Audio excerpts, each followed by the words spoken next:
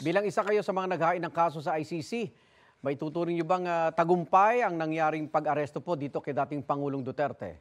Opo, isa po itong malaking tagumpay, hindi lang po sa atin as an individual pero on behalf po dun sa mga libu-libong mga biktima ng EJ case.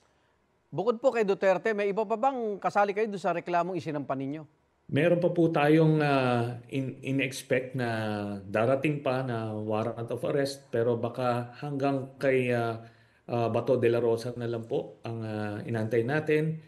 Although meron pang ibang mga pwedeng mga maging decision ang ICC ukol kay Duterte, specifically yung seizure ng kanyang mga assets and properties.